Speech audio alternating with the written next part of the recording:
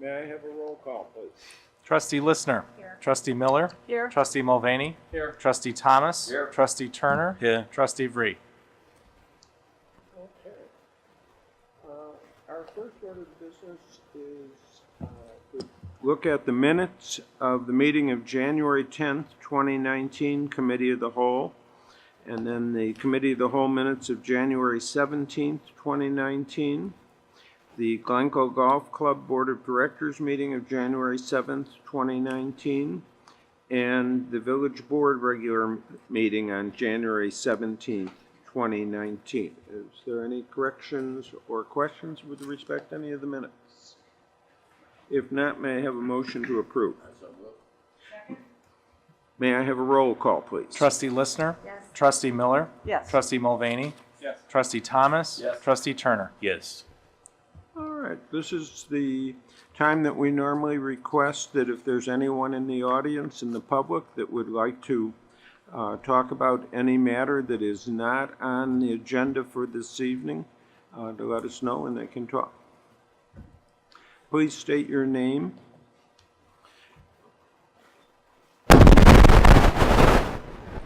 Hope that's not me. My name is R. Raz Jenkins. That's R-A-Z-Z, and that's a real name. I bring you greetings from Des Plaines, Illinois. Some people say you can't get from Des Plaines to Glencoe, but I have proved otherwise.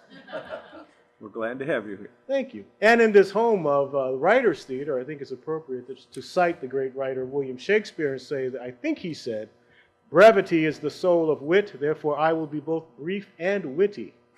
I'm here to recommend to you all the League of Women Voters candidate profiles of we 13 candidates for the Oakton Community College District 535 Board of Trustees. There are 3 open seats on this year's election, and the League of Women Voters have done a fantastic job of getting information out about us who are running for those 3 seats. You'll find all the information on myself and others on the League of Women Voters website. That's www.lwv.org, and you can drill into that a bit. But nonetheless, I bring you my certainly connection to and thanks to the League of Women Voters for providing that information. Is that That's it. conclude?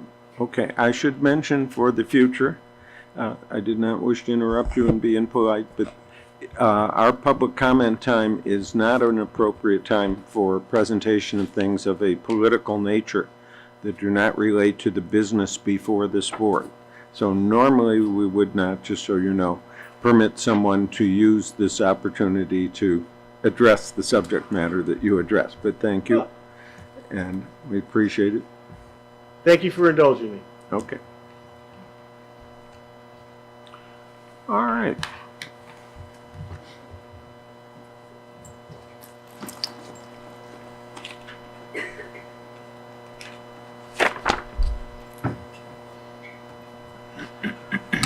Our next order of business relates to my report as to our Committee of the Whole meeting this evening. We had a very full meeting with a number of very important presentations.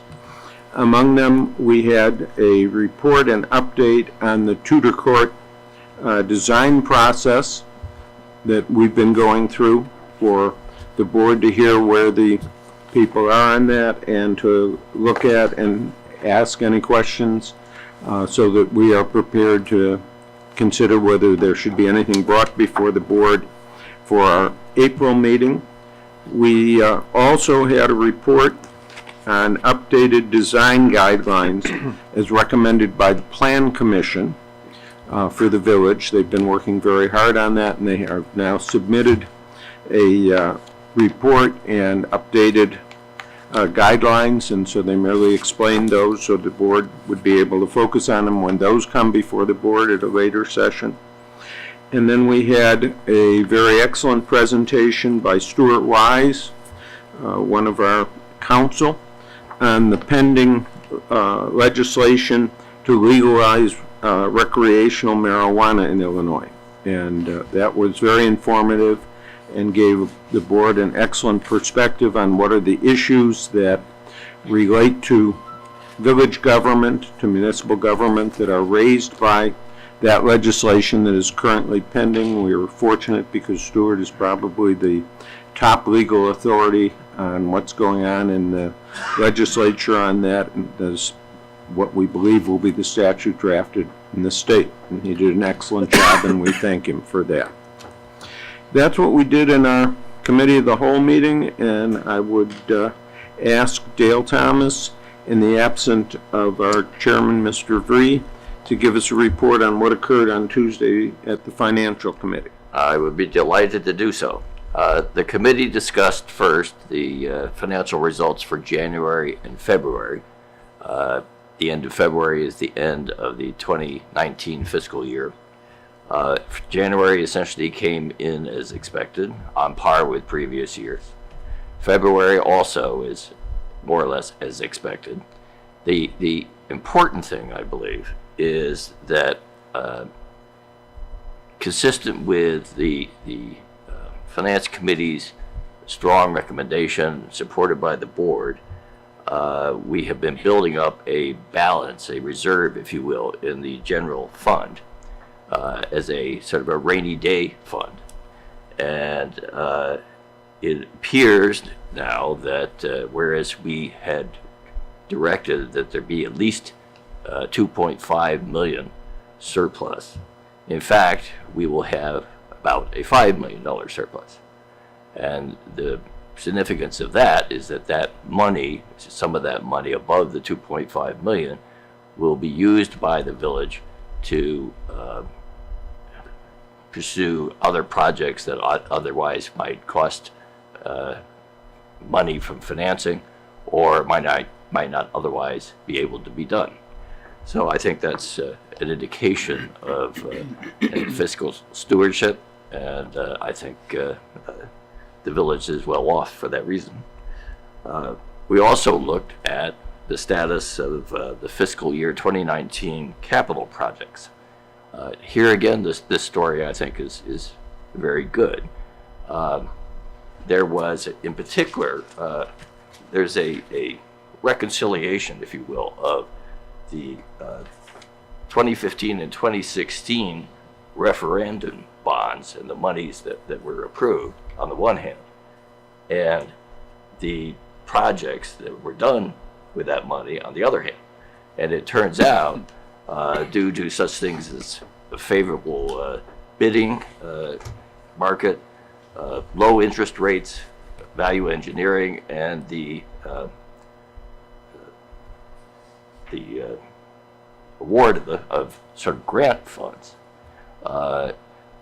the village was able not only to complete the projects that were originally anticipated from those referendum bonds, but many additional projects. And those are in fact laid out in a document called the Village of Glencoe Budgeted Brief that will be mailed to everyone in the village. And if you work your way towards the end, you will see right here the difference between the monies that were originally anticipated being spent and how much was in fact able to be spent using those same funds. Finally, and everything seems to come back to budget surplus in my discussion here, because we have that surplus, those reserve funds, they need to be invested. I mean, I suppose you could have them sitting around in a drawer or, earning no money at all, but that wouldn't make much sense. So we are trying to, with 5 different investment advisors have been interviewed. It has been narrowed to 2, and a decision will be made probably by in the next few months as to which investment advisor will help us earn money on those reserve funds. And that is it. Thank you very much. Dale, quick question. Sure. Yeah. With this, with respect to this investment, perhaps we can consider some more sustainable or impact investments. I did see something in the legislative review last month that there's a proposed bill to require this of municipalities. And so if we have the opportunity to make an investment, especially around the golf course, I think it might be interesting to be a leader in that respect and look at impact investments or more socially responsible investments. Yeah, Thank you. I think that's a good idea. I think we in fact do that, but I agree that it's good to emphasize it. All right, Trustee Miller, could I have a report on the Plan Commission, please? Yes, the Plan Commission met on Wednesday, the 27th of February, and as President Levin said in his recap of the Committee of the Whole meeting, the Plan Commission at that time forwarded to the Village Board its updated design guidelines, or proposed updated design guidelines. So there was a lengthy presentation at our Committee of the Whole meeting so that the board could understand what they were about, and that will then be presented to the board as a motion to approve at our meeting in April. Just briefly, these design guidelines apply to the exteriors of buildings, both new and remodels, as well as site plans in our downtown Hubbard Woods and Frontage Road areas. So this would include multifamily and commercial buildings. And the goal of these guidelines was to maintain and enhance the economic vitality of these areas at the same time that we enhance the character of downtown. We wanted to make the guidelines business friendly in the sense that developers knew what might be likely to get approved, and at the same time the process is streamlined and it makes it easier for the Plan Commission in design review to know whether something is or is not appropriate for Glencoe. The other thing that I'd like to say is that our next meeting of the Plan Commission will be on Wednesday of next week, and my arithmetic isn't good enough to tell you the date. That will be a bit of a sad meeting because it will be the last meeting for Commissioner Tom Sheckelhoff and for Chairman Karen Thomas. I personally, and I'm sure the whole commission will miss them both. They've been invaluable members, and I'm not going to say any more about that because you will hear and I hope really listen to the resolutions later on at this meeting about what they've contributed to our community. And I'll also take the opportunity to say, Dale Thomas, I will miss you. I will miss you as well. That's it. Thank you. Trustee Mulvaney, is there a report on the Sustainability Task Force? There is, yes. We met a few weeks ago, and we continue to make our path here towards being the most sustainable and desirable community in the universe. Along that line, though, we are approaching the end of our first 3 years of being in business, and that was the initial ask of our volunteers. So we do anticipate some turnover on this task force, and we'll be looking for new residents to engage. We may also see some other changes within the task force. And next month in April, of course, the month of Earth Day, we'll be, if we can get on the agenda, Hall Healy will be here to talk about our past achievements, where we hope to go in the future, and how we intend to get there. But for an update in our recent activity here, I want to highlight that we've greatly increased our engagement with our downtown community. We now have 31 businesses downtown who are participating in our green program. Please look for the stickers in their windows. That means that they have made efforts towards becoming more sustainable. And this is a program that is an annual renewal. So each year those storefronts are committed to improving and increasing their sustainability commitment. I would appreciate it if you do happen to go to frequent one of these stores and see the sticker. You can feel free to make a comment and let them know that you're pleased they're participating.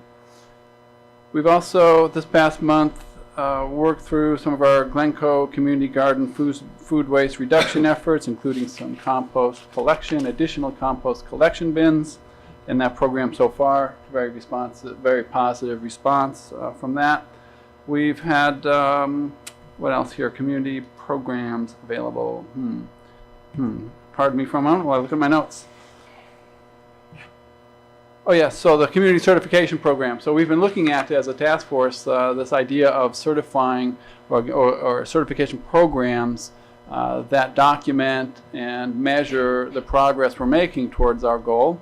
And this has become a bit of a complicated effort. There's been some recent changes in that industry where one industry recently bought the rating system that we hope to join, and so we're reconsidering how we want to approach an official commitment towards certification. The last thing I'll suggest here is, or give an update on, is our effort to improve public awareness. And so hopefully you've all been seeing a regular article in the Anchor. Hopefully you've been seeing an increase in some of our social media around sustainability in Glencoe and what makes us unique.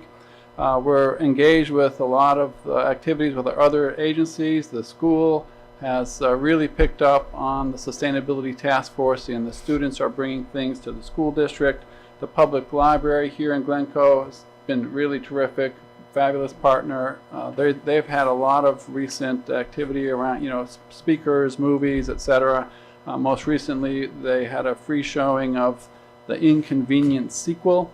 That was a moderated movie.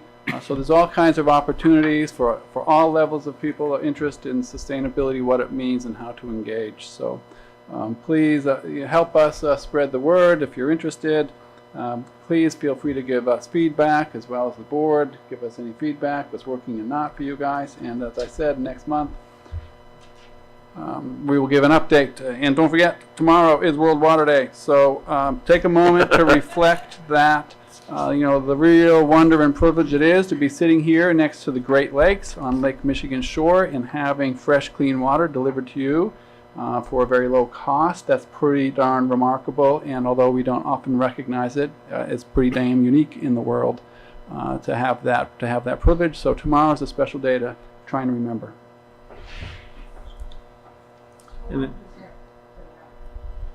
World Water Day is a United Nations event. It's been around, I don't know, maybe 12 years or so, and it's pretty fun. Next year we'll try and do a World Water Day event. You get on the UN's map and you get a little,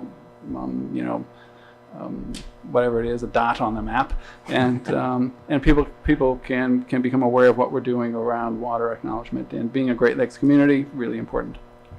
And Glencoe has the best water in Illinois. Coming back around to Trustee Thomas, is there anything to report on the Golf Advisory Committee? There is. We have not met this week. We will be meeting on Monday, March 25th. I think of good news to any golfers. The course will actually open, weather permitting, tomorrow morning at 10:30 a.m. And it will be walking. It will be walking only. And the range will be open, but people will have to hit off the mats.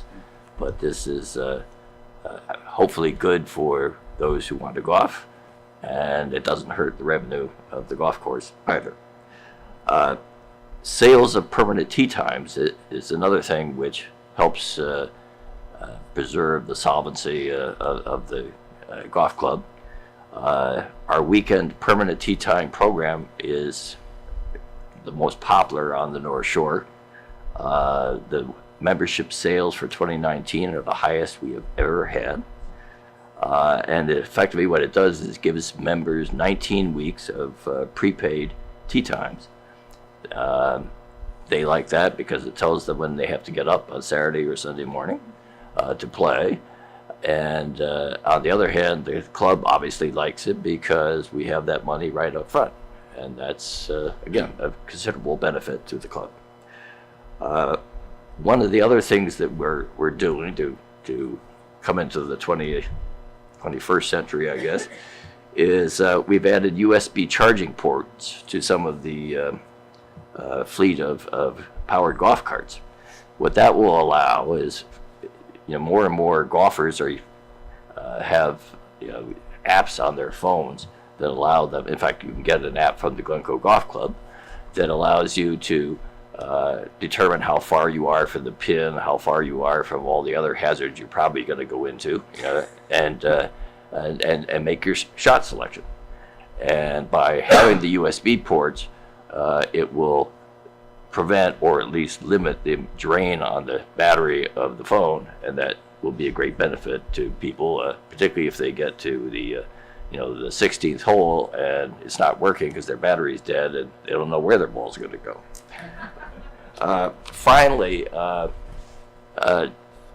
tree trimming we do in the off seasons, and there were a fair number of dangerous or overgrown limbs that were tackled on over 40 trees.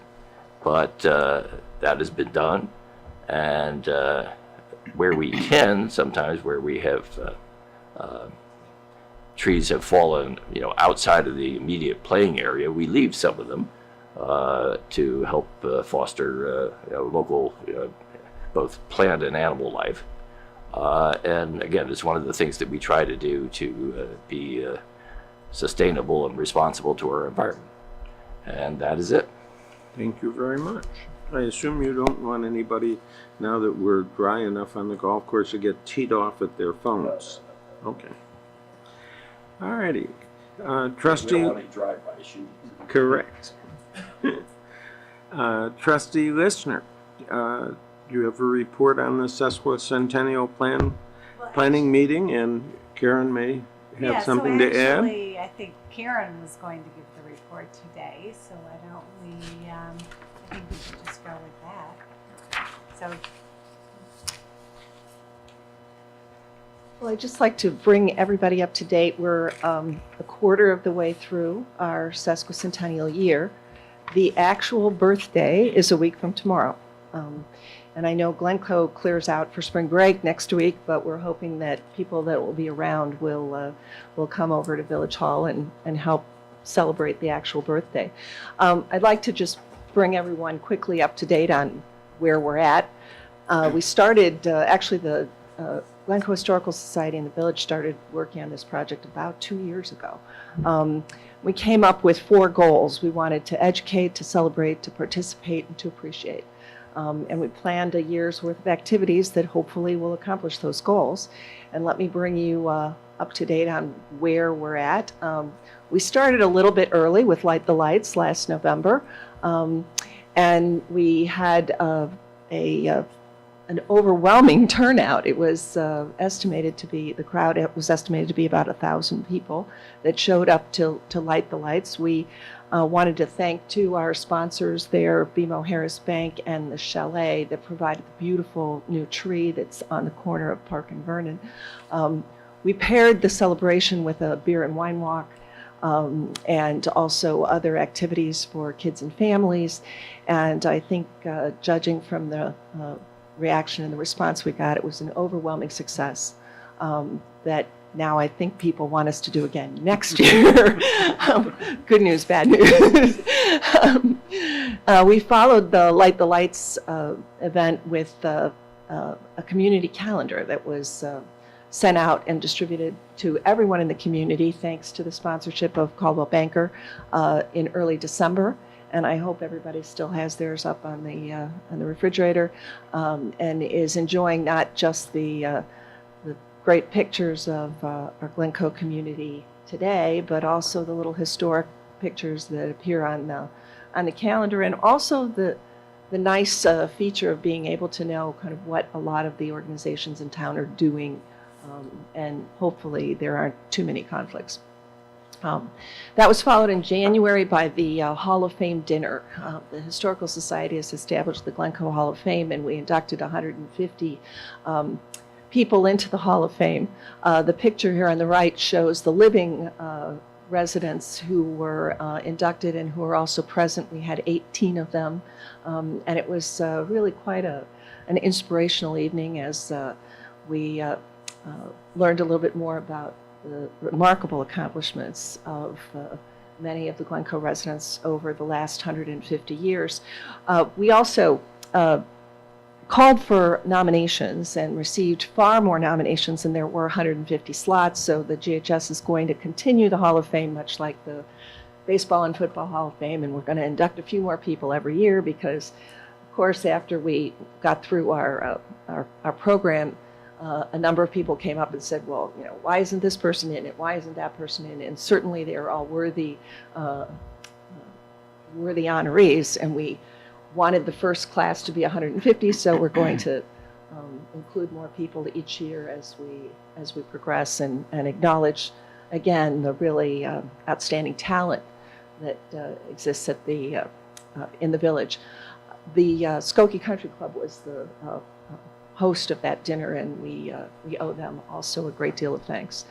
The next event was a combination of the Park District, the Glencoe Family Service, and the Women's Library Club. Had a random act of kindness week that culminated in a big event over at the Park District that was very successful in promoting kindness. Not something that Glencoe is lacking, but it's nice to focus on as part of the February event. The most recent event was last Monday at Writers Theater. It was a world premiere musical called I Love This Town that was written particularly for our sesquicentennial by Doug Frew. Writers Theater just knocked it out of the park. They had musicians and actors and their regular staff, and did an amazing job with this musical, which was about 45 minutes in length.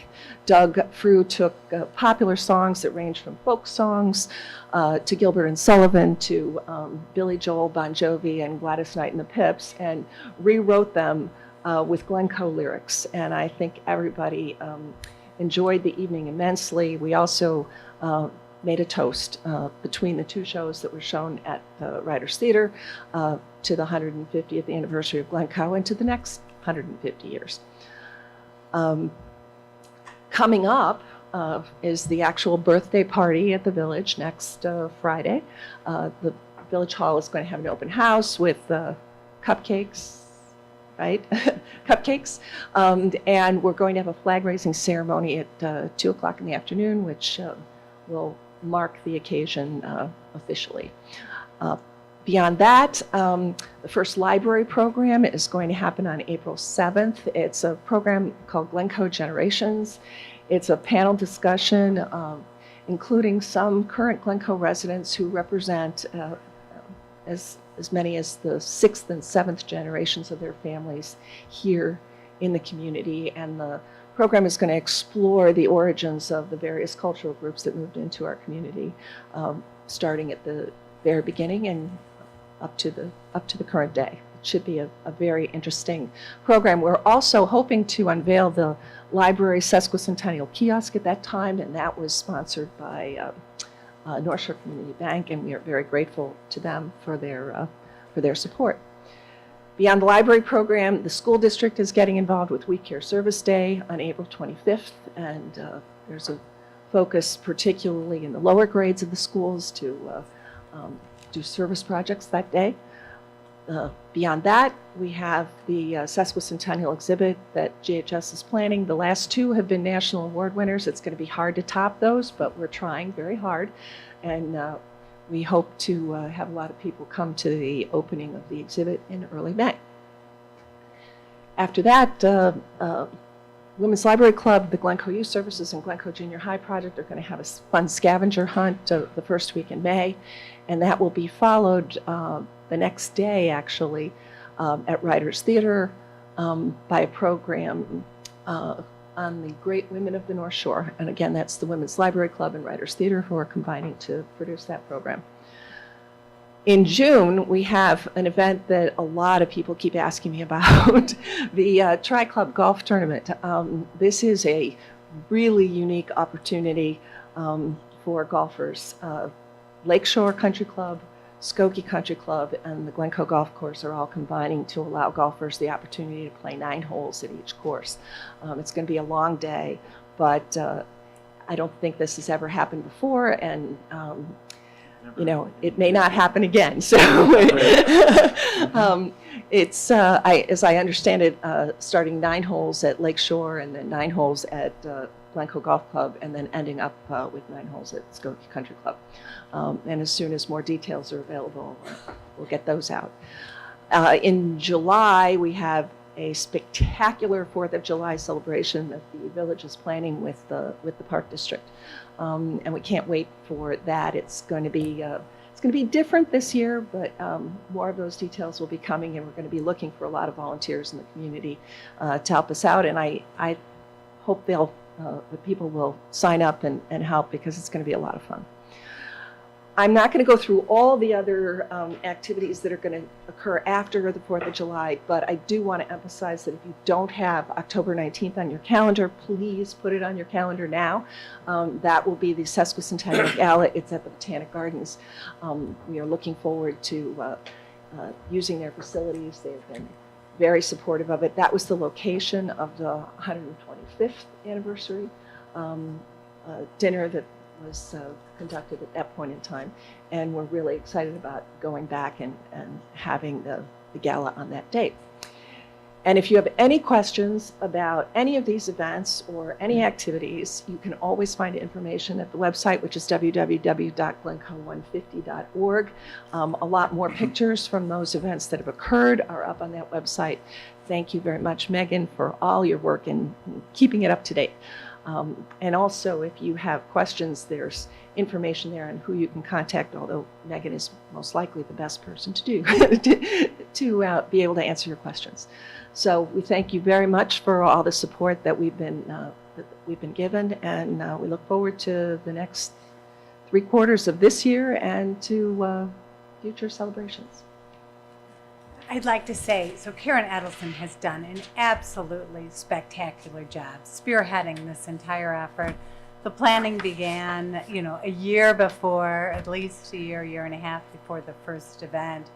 I mean, she has been the brains behind this very, very creative effort. Obviously, a lot of people have provided input, but she has been absolutely spectacular. And Karen, each event has been more fabulous than the next. Well, thank you. I hope that will continue. Yeah, so if you haven't been at any of these events, please start coming there. Really great activities and a lot of fun and informative and educational. And it's really been, just a wonderful thing for Glencoe to have had a celebration like that.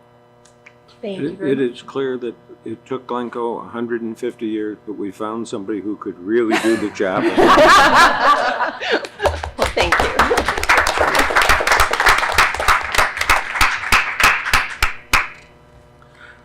Trustee Turner, could you give us, is there a report on the Historic Preservation Commission?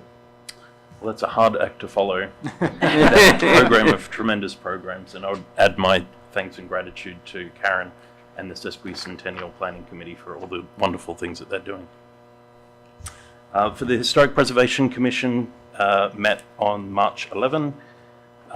Firstly, approved 2 resolutions formalizing honorary landmark status for both 1801 Green Bay Road and 271 Hawthorne Avenue, which we'll be hearing about later this evening.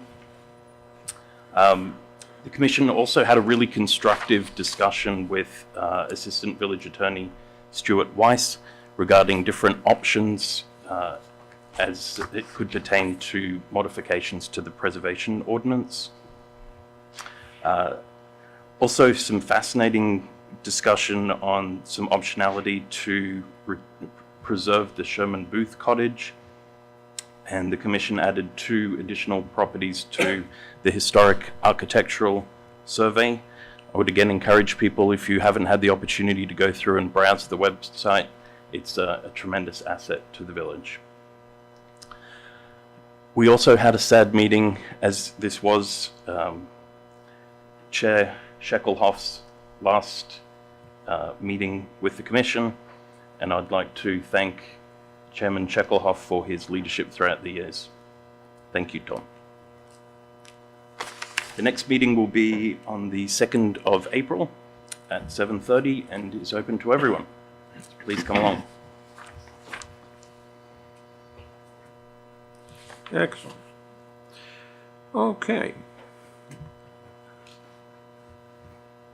Our next order of business is the village manager's report.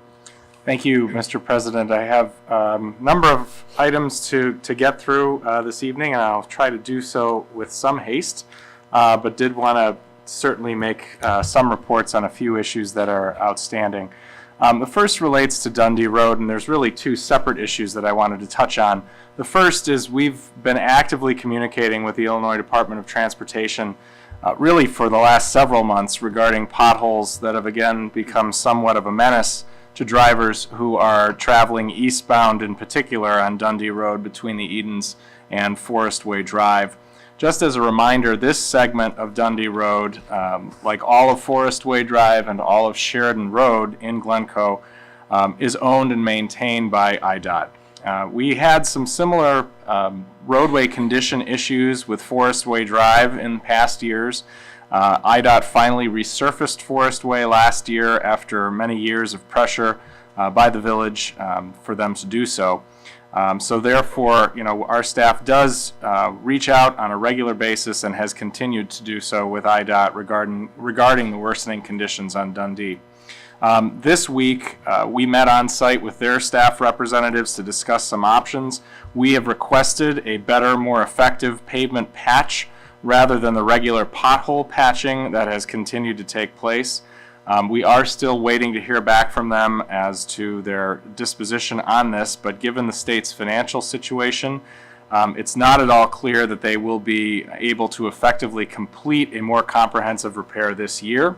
However, once we have an update from IDOT, we'll share it with the board along with some recommendations for possible next steps. Until then, IDOT is committed to us that they're going to have their crews continue to keep potholes filled. Cold patch is not always the best option, but it is better than nothing as we go through this process. So I know there's been some discussion publicly relative to this particular stretch of roadway. We're very well aware of it, very frustrated about it as well, and I just wanted to make sure that to report that out this evening. Secondly, also related to Dundee Road, but not within our corporate limits, the Village of Northbrook has advised us that IDOT will be closing Dundee Road between Skokie Boulevard and Waukegan Road beginning April 15th. During this closure, the posted detour for all Dundee Road traffic apparently will be north to Lake Cook Road if you're traveling out of town. This condition will unfortunately be in place well into the fall. They're saying mid-October at best. We're hoping they're just being careful as to their timelines, but this is a fairly significant project that's taking place basically at Dundee and Lee Road with the replacement of a culvert and bridge structure in that location. There is no doubt this is going to impact traffic into and out of Glencoe. We all know what Lake Cook Road is like in the summertime when Ravinia is in session and the Botanic Garden has large events. We will have no choice really but to utilize the roads that are available to us, but we will continue to stay in contact with Northbrook and with IDOT. Stay tuned to our e-news blasts as well as our website for additional information as we have it. I wanted to point out, as Trustee Thomas so aptly did already during the Finance Committee report, our budget and brief was mailed out, and if you haven't received it in your mailboxes yet, you should be getting it today or tomorrow at the very latest. I think we got ours at home yesterday. This is the annual budget and brief document that we initiated last year with fiscal year 19. It seeks essentially to boil down the village's 280-page budget document into a few easily understood pages, utilizing infographics and other various tools to help explain revenues, expenditures, capital planning, and our tax structure. Personally, this is one of my favorite documents that we create every year. I'm very proud of the effort, and I'm particularly grateful to some staff. One who I think deserves special recognition is Megan Meyer, who's the assistant to the village manager, who essentially was the brains behind the design. But certainly great thanks to our finance and public works and public safety teams that helped to make sure that as we were distilling all of those 280 pages into 6, it made sense in the process. And so it was certainly a team effort I hope the community finds it a valuable tool in understanding the budget and understanding the village's priorities and some of the plans for the future. I will make another plug for the report on the 2015 bond referendum projects. What we were able to accomplish was far in excess of what we expected, and I think that's a testament to the staff teams that worked hard on it, and frankly to the village board and its foresight in planning for those projects. So we're very proud of the document, and I hope people take some time with it. Vehicle license renewal materials are being mailed and should be received by next week. It is that time of year again. In addition to the mail-in and drop-in options that we always have, you can, and I encourage you to, purchase your vehicle stickers online, update your vehicle information online. It is very convenient, and they will be then mailed to you. As a reminder, new vehicle stickers need to be displayed by May 1st. And renewals received after that date do incur a $50 fine.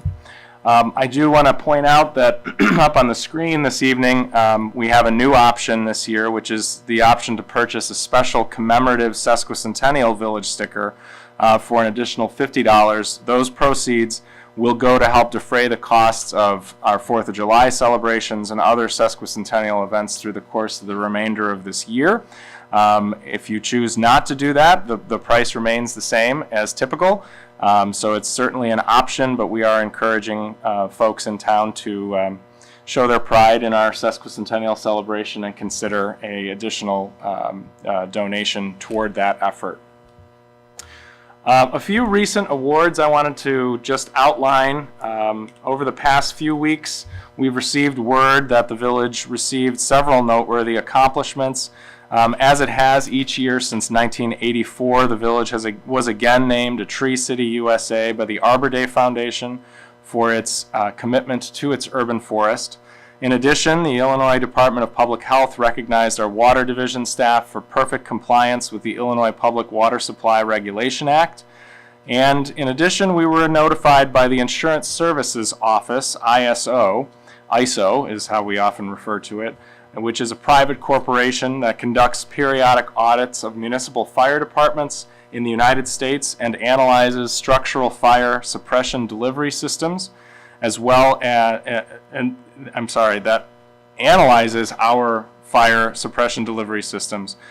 We were informed that Glencoe has received a rating of 2, which is the second best, which is the second best, and a significant improvement over our previous rating of 4, which we received in 2013. It is a scale of 1 to 10, 1 being the best, 10 being the worst. This rating places the village in the top 4% of municipalities nationwide. Insurance companies use this rating to determine insurance rates for structures within the community, and departments with better ratings generally receive lower insurance rates. The Public Safety Department was last audited in 2013, so this is on about a 5-year rotation. Just a great job to our team. That all of those awards involve a number of folks. The first 2 primarily are Public Works Department. The last is both Public Safety and Public Works, as that is a partnership effort. As our fire suppression system is part of our water system, and so that is the good work of both Public Works and Public Safety. A couple of retirements in the Public Works Department I wanted to mention publicly. On March 8th, Public Works Office Manager Nori Dowling retired after 33 years of service with the village. Nori, if anybody ever stopped in the Village Hall lobby, was a mainstay in the department, primarily serving the building division, but really being a jack of all trades from a customer service perspective. She demonstrated great reliability and attention to detail in all of the projects that she tackled. We really do wish her nothing but the best as she enjoys retirement. We're all a little jealous. And then coming up in early April, Public Works Water Distribution Supervisor Dan Quartel will be retiring after over 25 years of service to the village. Dan's efforts have ensured that one of the village's primary functions, which is the delivery of excellent high-quality water, has been carried out day in and day out without fail. His diligence and attention to detail saw to that, and we're grateful for his efforts. He's one of those individuals that should be commended for some of those recent commendations that we received from others. Last but not least, I will put in another pitch for our birthday party celebration next Friday, the 29th. I hope the community is able to, those who are here and not away on spring break are able to enjoy that day with us and celebrate our 150th birthday. And with that, that is my report, unless there are other questions that anyone may have. Any questions on the manager's report? Okay, if not, the next item of business is the consideration of a proclamation declaring March 29th, 2019 as the 150th anniversary of incorporation of the village of Glencoe and as sesquicentennial flag raising day. Do I have any questions on that, or may I have a motion to adopt? All in favor? Aye. The motion carries. The next matter on our list is consideration of a resolution honoring the Reverend David Woods, who is retiring as chair of the Human Relations Forum. You have that in your packet. Any questions? May I have a motion to approve? All in favor? Aye. The motion carries. Okay. The next matter on our agenda is a resolution honoring Thomas Sheckelhoff. Whereas Thomas Sheckelhoff has served as a commissioner of the Village of Glencoe Historic Preservation Commission from June 2007 till March 2019. And whereas Tom Sheckelhoff served as chairman of the Historic Preservation Commission from March 2011 to March 2019, and whereas Tom Sheckelhoff also served, as Historic Preservation Commission representative to the Plan Commission from March 2011 to March 2019, and whereas Tom Sheckelhoff has provided outstanding service to our community by carrying out the duties of the Historic Preservation Commission to protect, enhance, educate, and promote, preserve the structures and buildings of objects and sites valued by the village and its residents.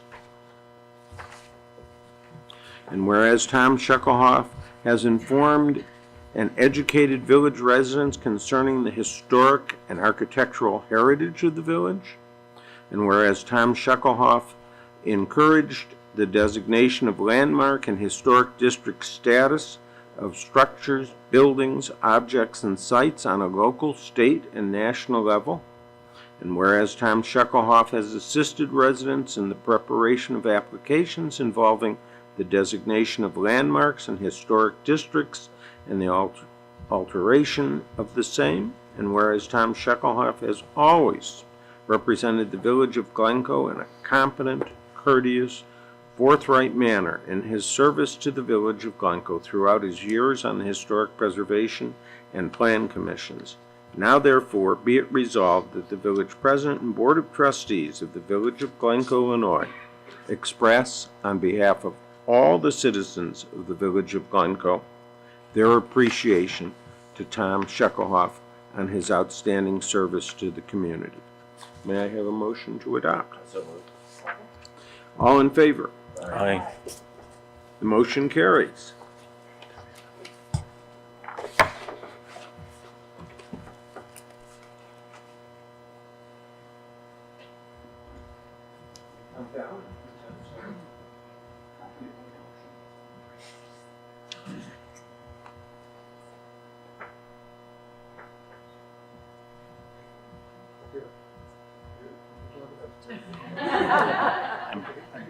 It will look wonderful when we have a picture of our pet.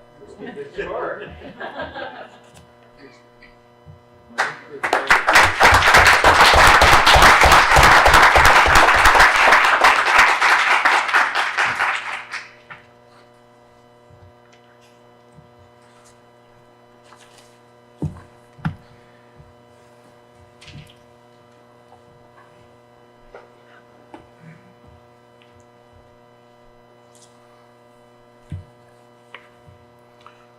Okay, our next resolution before us is one that I'm very honored and happy to be able to present, but very sad to be presenting to the board.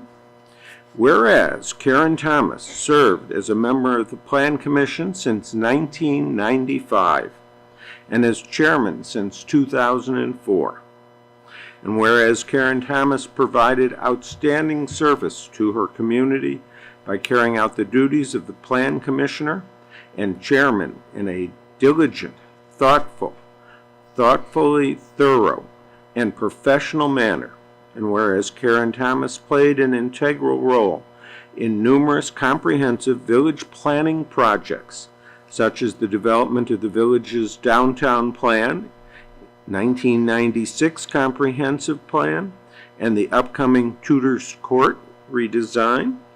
And whereas Karen Thomas worked diligently and tirelessly to guide the successful partnership that resulted in the construction of the new Writers Theater, a world-renowned cultural and architectural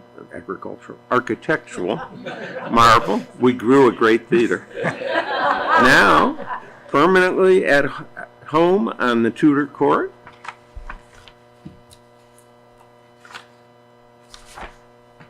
And whereas Karen Thomas helped to update Chapter 10 of the village's comprehensive plan regarding the downtown business district, and with the recommendations to the village board regarding the redevelopment of the village court parking lot, and whereas Karen Thomas assisted with the review and approval of automobile dealerships on Frontage Road, thereby helping to achieve a long-term economic development goal of the village, and whereas Karen Thomas helped update the zoning regulations for the village's RD multifamily district and assisted with the preparation of new design guidelines for that district, which had not been updated since 1976. And whereas Karen Thomas contributed to the amendments to the village's subdivision regulations, creation of new impervious surface restrictions, and developed the village's steep slope ordinances, all crafted with engineering best practices, teamed with Glencoe specific land use conditions in mind. And whereas Karen Thomas has consistently served the best interests of the village of Glencoe and its residents through detailed, inclusive, objective, and deliberate evaluation of issues in her Plan Commission roles, in her furtherance of her commitment to maintain the quality of life in Glencoe, and where Karen Thomas has been a leader, a friend, a companion, a guardian, and an advocate for Glencoe, its history and its future, its people and its places. And whereas Karen Thomas gave unselfishly of her time these past 24 years and fulfilled her responsibilities to her fellow citizens in the most professional and responsible and honorable way, now therefore be it resolved that the village president and board of trustees of the village of Glencoe, Illinois, express on behalf of all of the citizens of the village and their appreciation to Karen Thomas on her outstanding service and commitment to the community. May I have a motion? I certainly so move. Do it. All in favor? Aye. I would have read one that included all of her accomplishments, but that would have kept her here another 23 years, so I tried to cut it a little short. We will present the actual signed proclamation to Karen in a minute, but unfortunately, she not only decided that she was going to leave us, but she took my trustee, Mr. Thomas, with her, and so we have to also read one, which I had to cut very short because otherwise we'd be here for a long time to come, and he's anxious to actually get to move. Whereas Dale Thomas was elected as a trustee of the Village of Glencoe in May 2013, re-elected in 2017, and has served with distinction as a member of the Board of Trustees. And whereas Dale Thomas has served as chairman and village board liaison to the Golf Advisory Committee for the Glencoe Golf Club, and as a member of the Finance Committee since his election to the Village Board. And whereas Dale Thomas served as a member of the Golf Advisory Committee from 2004 to 2010, and whereas Dale Thomas served as a member of the Street Inns Task Force from 2011 to 2012, which sought to preserve for the public good the village's shoreline adjacent street inns, resulting in public improvements to Dell Place and South Avenue street inns. And whereas Dale Thomas, through his leadership and guidance, worked to ensure the long-term preservation of the Glencoe Golf Club through the village's efforts to enter into a new long-term land use agreement with the Cook County Forest Preserve District in 2017. And whereas Dale Thomas, through his role as a trustee, contributed significantly to the development of 2 village strategic plans, setting goals and initiatives that will guide future boards and staff in retaining Glencoe's attractiveness while being mindful of necessary changes and future opportunities. And whereas Dale Thomas provided analytical, productive, focused, and thoughtful insight to preserve and uphold the village's historically strong financial position, helped to improve the village's reserve fund balances while maintaining its coveted AAA rating from Standard & Poor's. And whereas Dale Thomas consistently served the best interests of the village of Glencoe and its residents through detailed, objective, transparent, and deliberate evaluation of issues in each of his roles with the village in furtherance of his commitment to maintaining the quality of life in Glencoe. And whereas Dale Thomas gave unselfishly of his time these past 15 years and fulfilled his responsibilities to his fellow citizens in a most professional, accountable, and honorable way, now therefore be it resolved that the village president and board of trustees of the village of Glencoe, Illinois, express on behalf of all the citizens of the village of Glencoe their appreciation to Dale Thomas and his outstanding service and commitment to the community. May I have a motion? I so move. Second? All those in favor? Aye. Thank you. That's Karen's. That's good. If Dale and Karen would join us.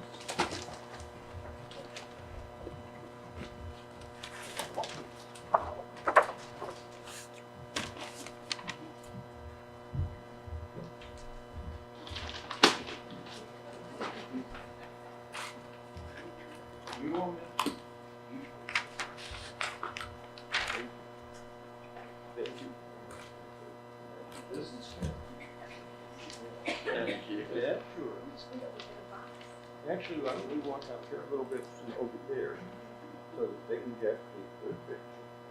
We got both sides. Yes.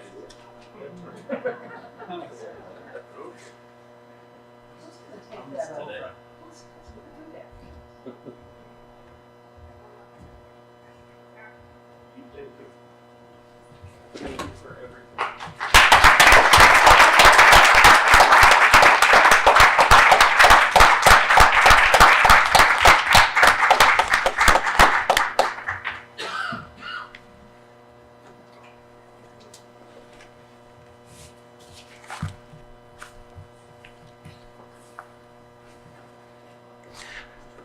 I always say that one of my favorite parts of the job is the opportunity to honor people that are as distinguished as Karen and Dale. Tonight it was not only one of my favorite parts, but one of the saddest parts of the job. So I thank both of you for all of your tremendous service. Okay.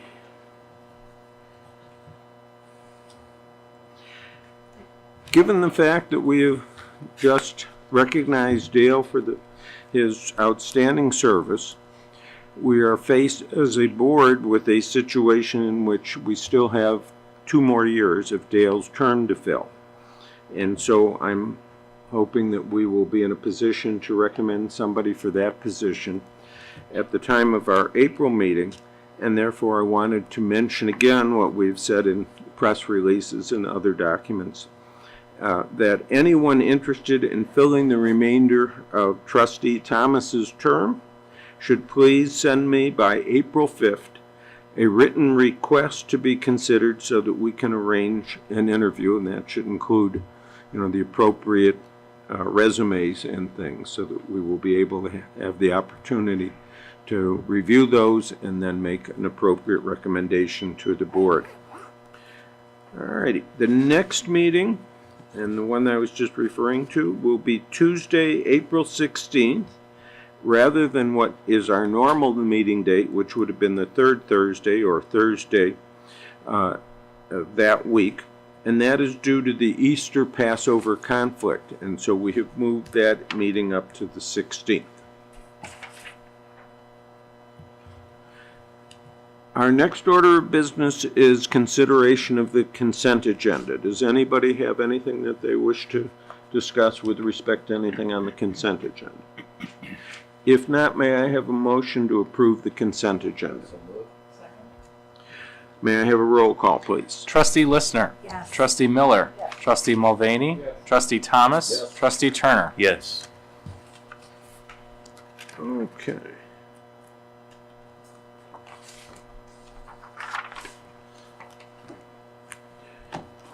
All right, the first matter on our regular business is consideration of an ordinance establishing honorary landmark designation for the home at 271 Hawthorne Avenue as recommended by the Historic Preservation Commission. And that's Lori Morris's home. And her husband's, of course. I don't think I have to We'll introduce remember that he came along, but Lori's much more, important and has done lots for the community as well. 271 Hawthorne was a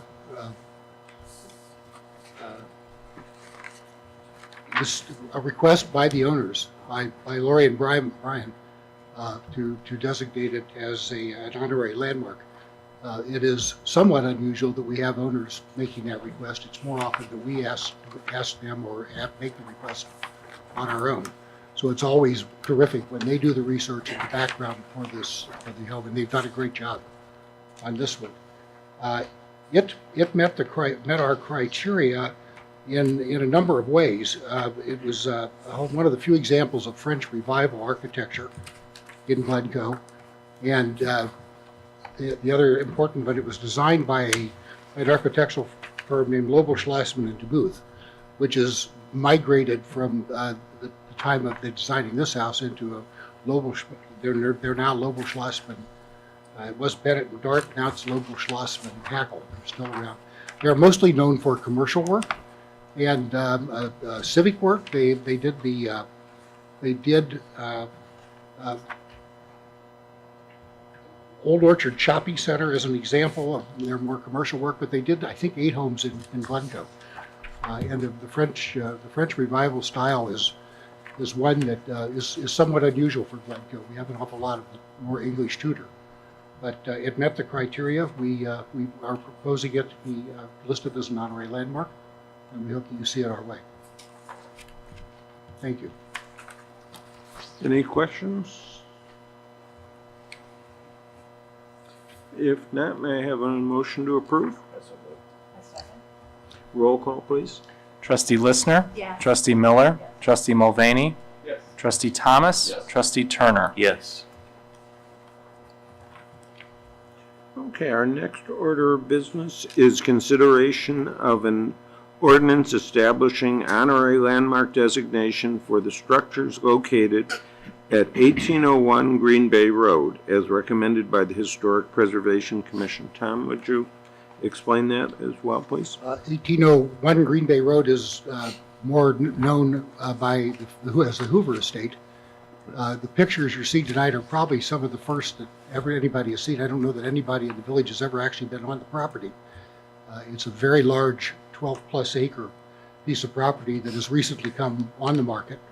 The Historic Preservation Commission initiated the proposal for designating it as an honorary landmark.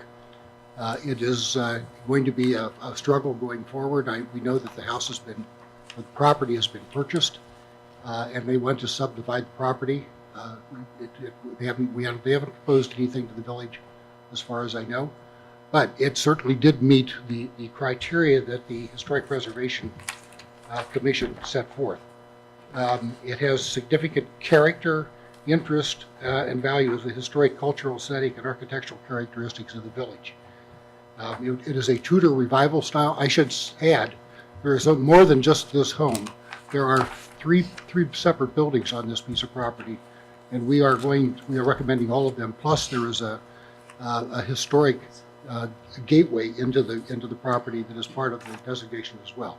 So you're looking at the two elevations of the main manor home, and going on I believe this is was originally the conservatory.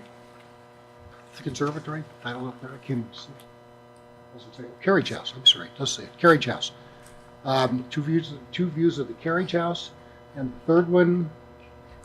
Flip to that one. That's the back of the carriage house. The third one is the stable. These were all designed by William First was the architect in 1922 of a firm called Armstrong First in Tilton, and it was First was also the architect for 3 Glencoe schools, from North School, Central, and South, he was part of a team of architects that did Village Hall. So he's a very well recognized residential architect, and this style was extremely popular. It shows up in other areas of Glencoe, but it's a very, very good example of that type. It's closely identified with a historic person, and that is Mr. Hoover. He is not the original Hoover that founded the vacuum cleaner company, but is a nephew that took over and ran the company for a number of years. The family lived in the house until the death of his third wife, I believe, which was maybe 3 or 4 years ago. And for those reasons, it's unique in its size as well. It's the last really big estate left in Glencoe, which also makes it certainly a significant property in Glencoe. So we would like to ask the village board to take our recommendation for making this a historic property.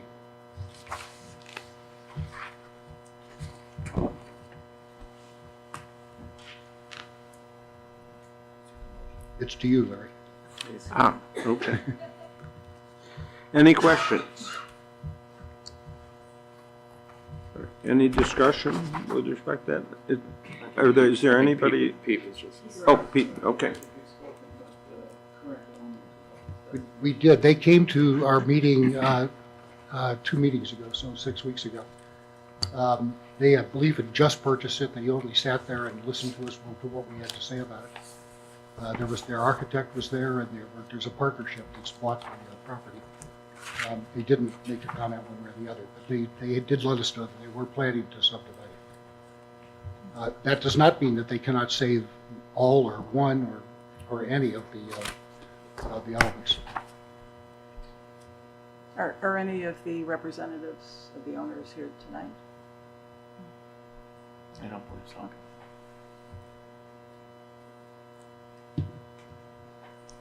If they go forward, as I understand they intend to, with dividing the property and going ahead. I assume that will mean that all of those homes will get torn down. Does not mean that. I mean, it does not mean that they would be torn down. There are obviously ways that you can subdivide the property and save all the pieces that are there right now. I don't know. I doubt if that's their plan, but there may be some compromise position. Right. It is my understanding that in order to justify their business venture, that is not their plan.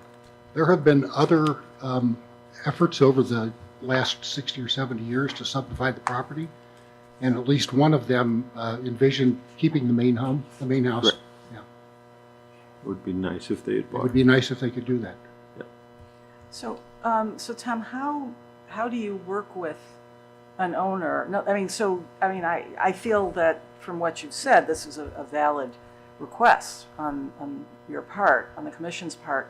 What I don't understand is what you do going forward with people who pretty clearly stated their intention Well, to do something different. We don't have the right to stop them from demolishing the home in an honorary position like that. We can delay their issuing a permit for demolition by 6 months, and at which time we try to work with them to find alternatives, like working with a master plan that would save some of the structures there. So there are alternatives. We have the ability to give zoning variations if that helps to save one of the structures. It may be in use, perhaps it could be a multifamily residential building, I suppose. There are some alternatives, and we do have some latitude in things that we can do to try to make that easier. So you can provide some architectural and that type of help to them. Advice. We can sit with them and try to work out solutions. Yes. Pardon me? Under a yes or a no vote? It would be. Yes. Well, that's not. Well, Unless you I mean your misunderstood. vote? You're talking about your vote. Yeah. Yes. No, Yeah. it would only be true on a yes vote. Yeah. Because the It's ordinance. not, right now, it's not, it is not designated. Well, and their requirement to meet with you only occurs if we vote for it. Otherwise, they have, We have no you power at know, all. they can keep calling and the owner has no reason to answer. Like I said, we can't force them to not do something, but we can try to work with them to come up with a solution that solves both of our issues. Right, but if they have an intent to save the building, they can reach out to you and you can provide services regardless, if that's their intent. We can work with them. We don't provide the services to show them how to do it. We can work with them to suggest ways to do it. Sure. Have So- you had any discussions with them along the lines of that concept of? We did. We did. And We have mentioned they it. responded to it? They really did not respond, no. They had owned the property, I think, at that point, less than a week, so I'm not sure they really had their plan in mind fully at that point. And I assume the village has not received any demolition request or permit process. Have they initiated a permit process for demolition? I don't believe so. I don't believe we have Not as received of our a last meeting, demolition they have not. permit. Members of the board, the home is currently under a stay of proceedings. So until the village board was able to make a decision this evening or make a consideration, no building permits or demolition permits could be issued anyway. So that was not a possibility until this evening. Thank you. So what happens if we were to approve? Then you will presumably contact the owners. They would need to file a demolition permit, Right. at which time it would go in for a hold for 6 months before it could be issued, or whatever the normal time frame is. And what happens during the 6 months? Since We you've would call them into our commission and discuss alternatives. And you, I think in answer to one of the questions, you had said that they weren't responsive before when you had initially contacted them. They were in our meeting. I mean, they were responsive enough that they came to our meeting. I see, okay. But they didn't push back on what we said or push forward. They didn't do either. Can they choose not to meet with you? Yes, they can. We cannot force, under our current ordinance, we cannot force them to meet with us. And then the 6 months would just The 6 months keep going and eventually, Yeah. Also, my question is, so if we did vote in favor of it tonight, and there's this 6-month period when they can't demolish, would they still be able to move forward, except for getting demo permits, with their subdivision plans? So would they be able to, they could continue their route? Because I was just thinking in terms of the delay on their plan, because, obviously that's one thing to think about. How long, Right, do we but- have a view on how long that process would take? The process to comprise and submit and go through planning commission It would be, approval? it would be of some length. I think to some degree, it heavily depends upon what they propose. There's a subdivision process that requires an appearance before the plan commission followed by an appearance before the village board, followed by an appearance before the plan commission, followed by an appearance before the village board. And that's assuming there are no zoning changes that they would request in any way. That would require time before the zoning commission or zoning board of appeals. So that's I at would least 4 months. I would anticipate in a best case scenario, you're looking at 4 months.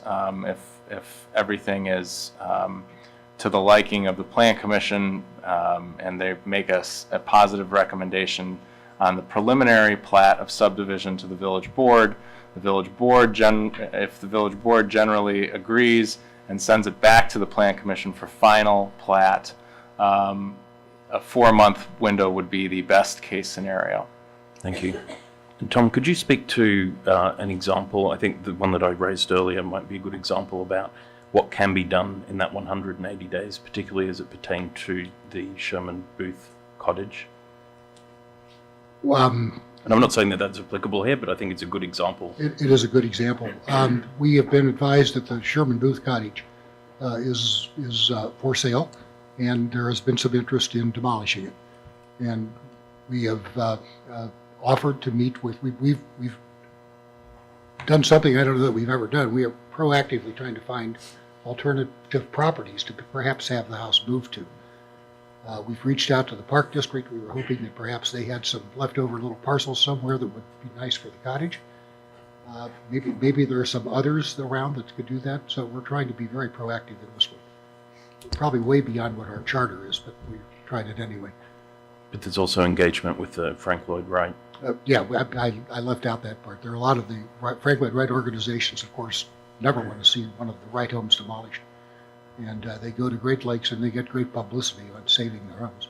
And I think I also saw a plan which demonstrated how within existing ordinance that building could be retained. And we looked at the property, and without violating zoning ordinance, you could put another house on the property that's there and save the house that is there.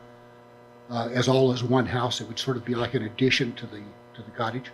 But the ordinance also permits the ability to modify zoning requirements to be able to facilitate the saving of it. There are some setback issues and other kinds of issues, density issues, that we could have the ability to modify to save it.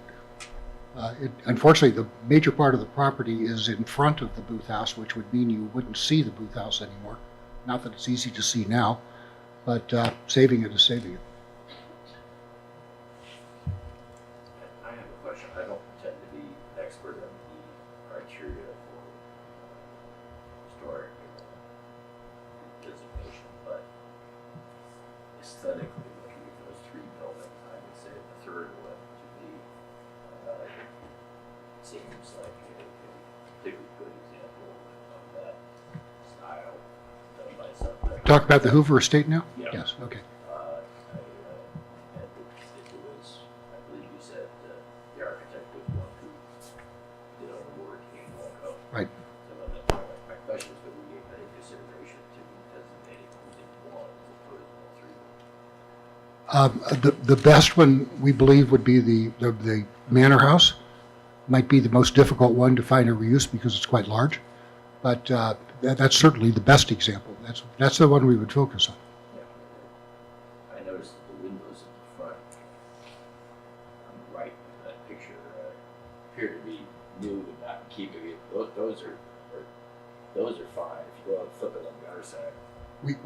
We've never physically been on the property. Okay, well, if you look from about this side of the tree over, those are fairly modern windows there as opposed to the ones on the left and as opposed to the ones in the back. Now, maybe that makes no difference to the criteria. Well, it does, but I mean, yeah, we'd have to see it somewhere along the line. Yeah, we've not. No one's been allowed on the property, best I know. Whereas my sense of the third building, the front stable, is that looked to be fairly intact on the exterior. That one, yeah. It was converted into an outbuilding, a cottage, from what started out as a stable. Right. I believe the gazebo is a newer addition to the property. Yeah, that would make sense. Yeah. So Well, the we- subdivision, oh, I'm sorry. Go ahead. Oh, the subdivision plan that you were talking about where they would be that someone had devised where they could retain the homes. Was that this 1955? I think that was the one. Okay, Yeah, so that, and so that one provided for retention of that one all did, of- yes. I've been here a long time, but I wasn't on the commission then. You were.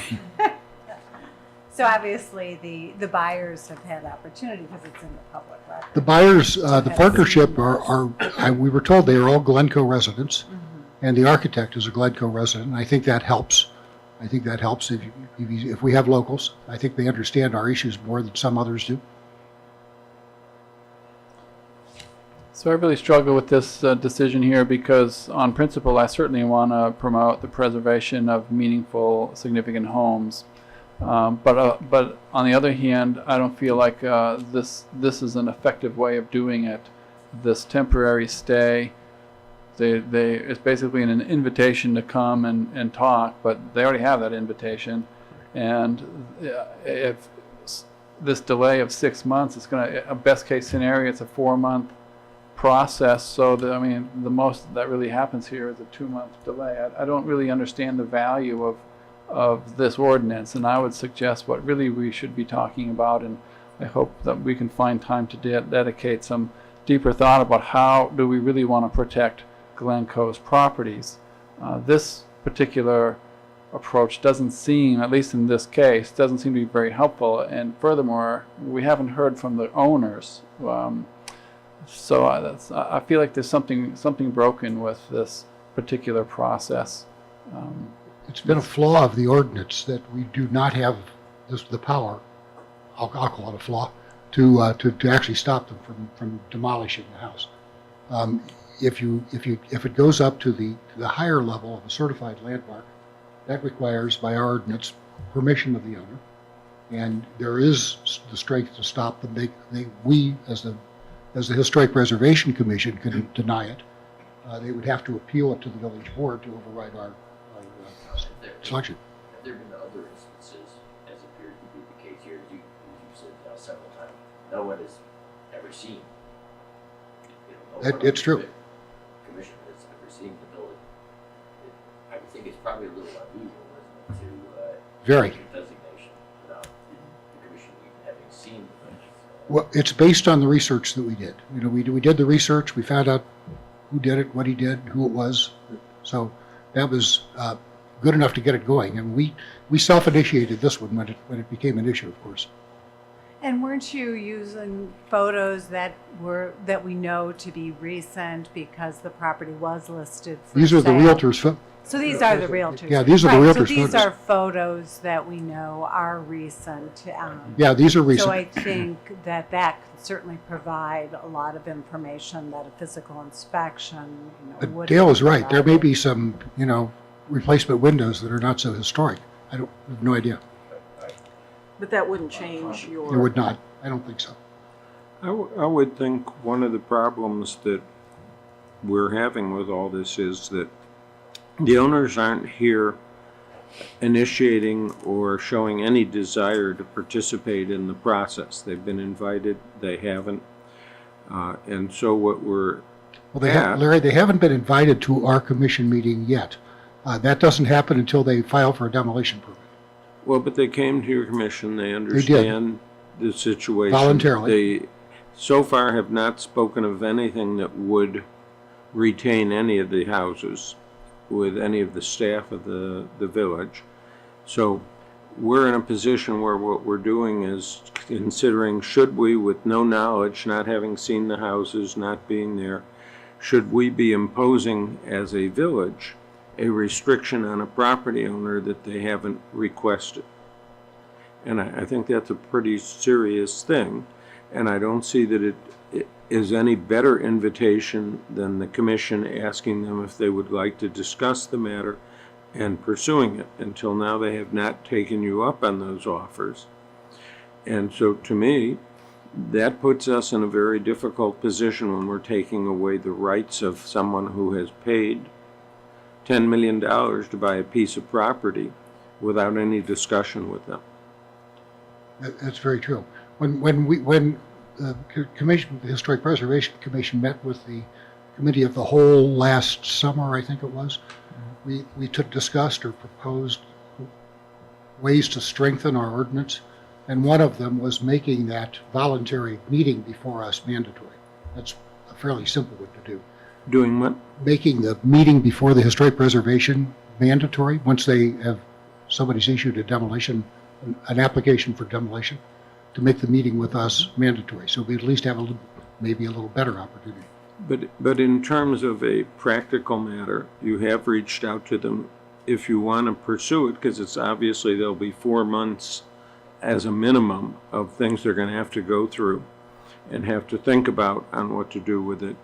There's nothing that prevents the commission, as I think it should, reaching out to them and finding out if they would like to participate in discussions of way to preserve one or all of it. I think we could do that. And that would be what I think is the proper course of action to occur, as opposed to the village board attempting to impose upon someone who owns the property things that they haven't asked for and have shown no interest in.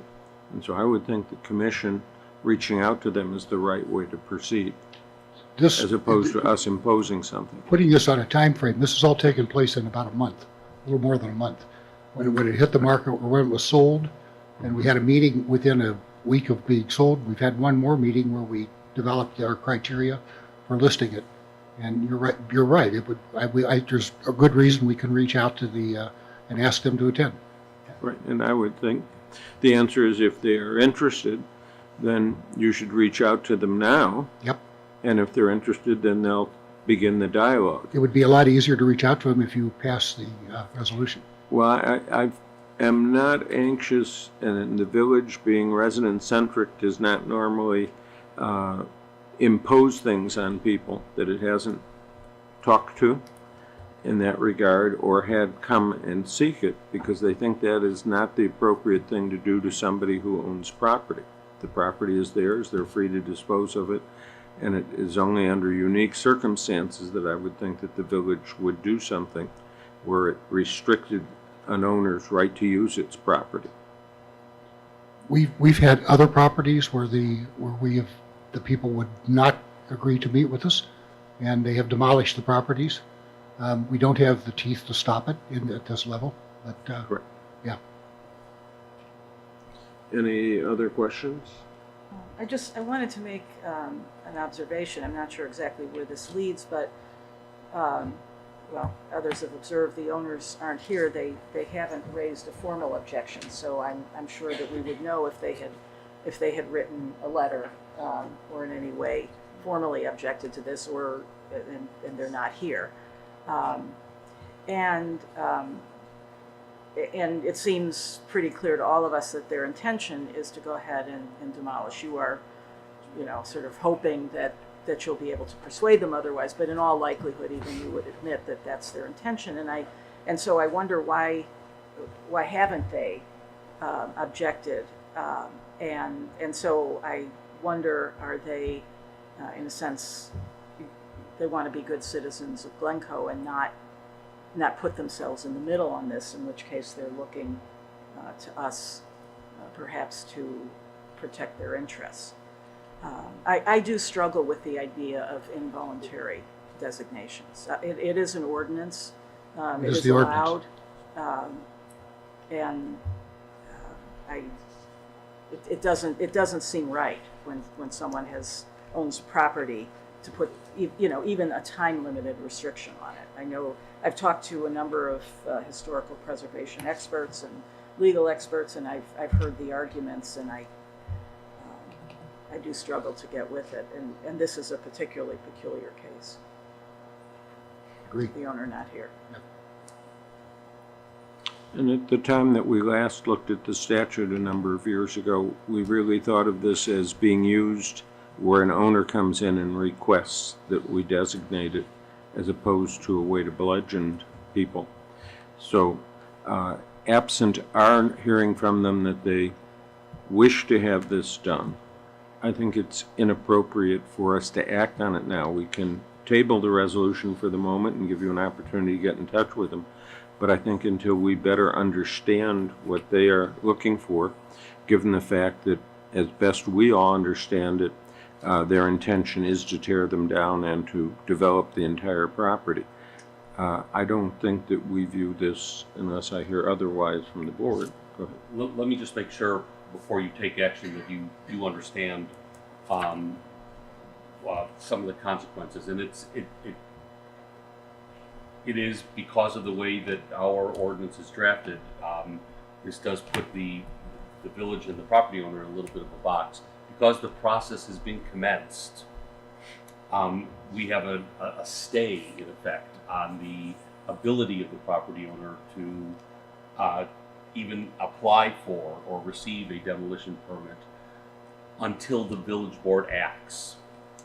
I hadn't thought about it in those terms. Right, so that because the Historic Preservation Commission has commenced that action, we're in the middle of a process now.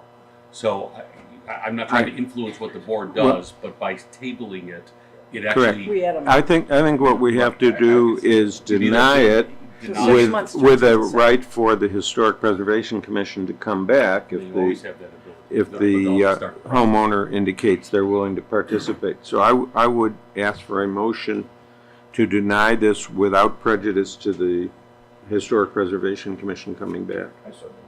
Second. Roll call, Can we please. clarify that? I'm not sure what just happened. Clarify what you're. What we were saying is that the motion is made to deny it because otherwise the stay continues for a long period of time. We have to act, otherwise they can't even file for a demolition permit under our statute, which would prevent them from moving forward over a long period of time until we act.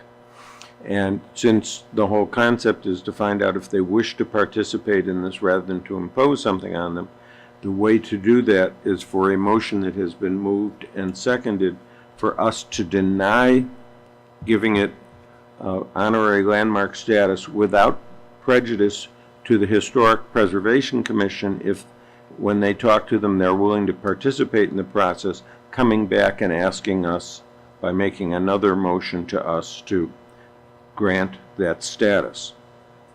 That permits the property owner to file for a demolition permit if they want and to pursue the processes they need to pursue, as opposed to us leaving them in limbo where they can't function on a property that they spent $10 million on. Yeah, but the opposite is within that month time between now and the next board meeting, you could have a dialogue and we could find out the same thing, and the net impact is 1 month.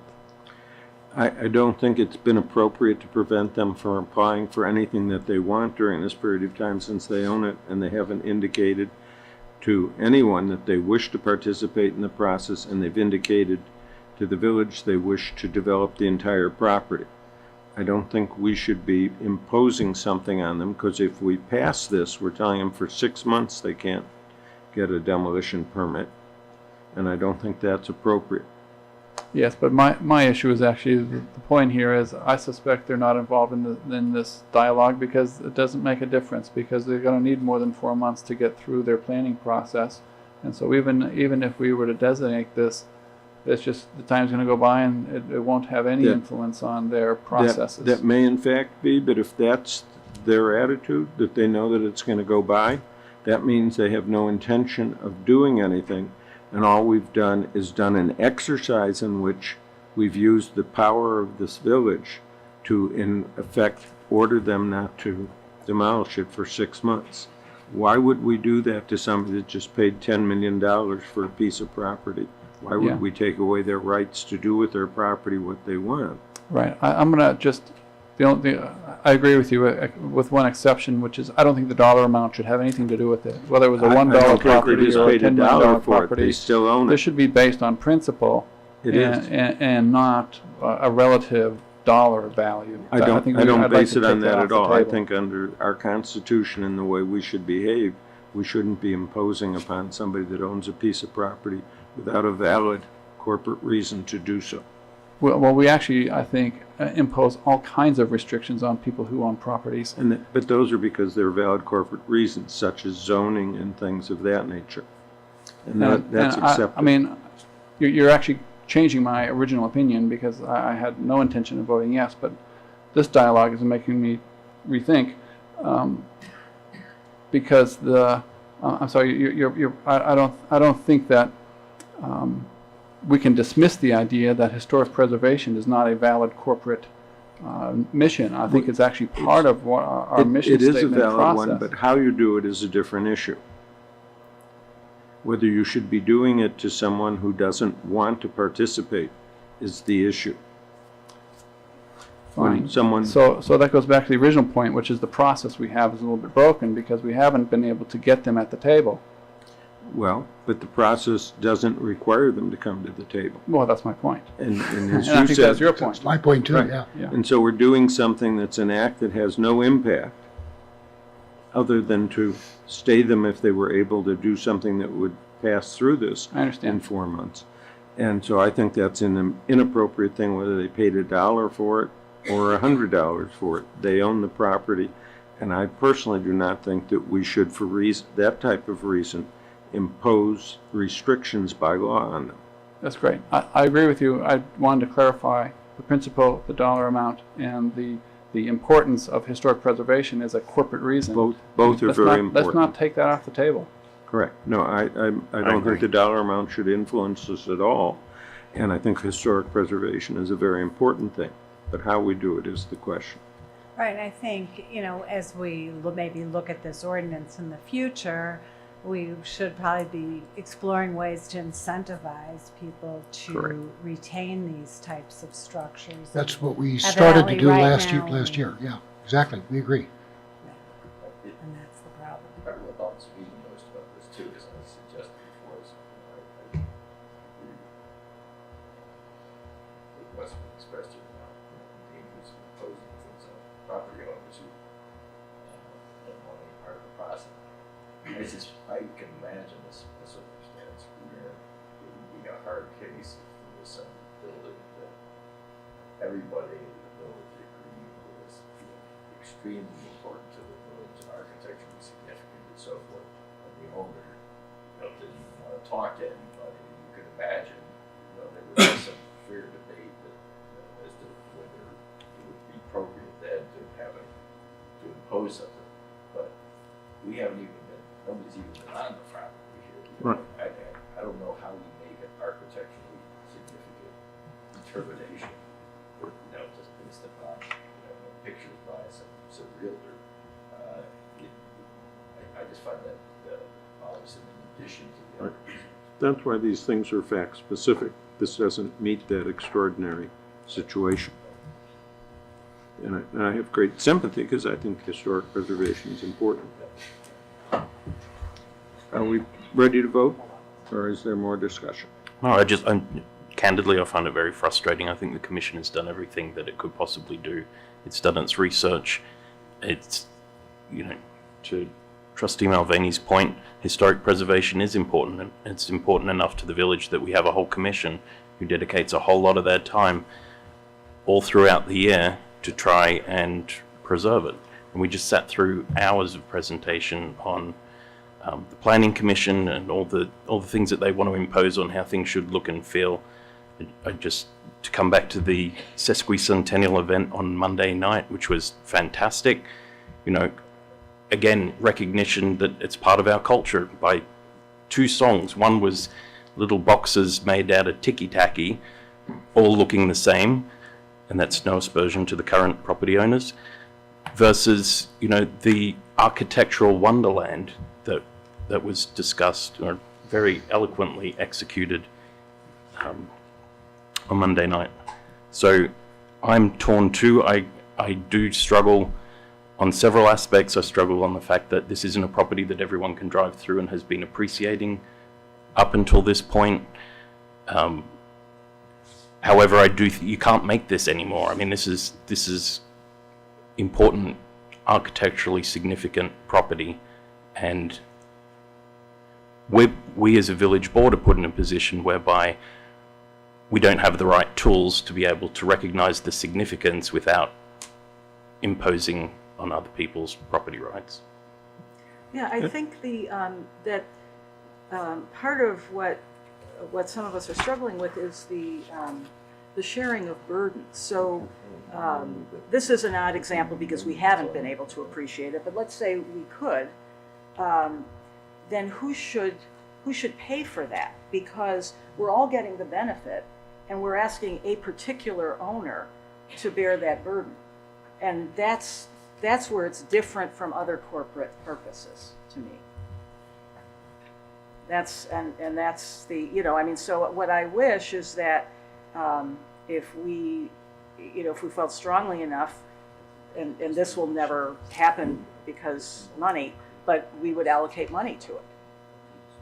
Or there would be a foundation or a trust fund, something like that, to say this is valuable enough to the community that we want to pay for it. We don't want to just make a particular owner pay for it in time. Well, we have a surplus, right, Dal? The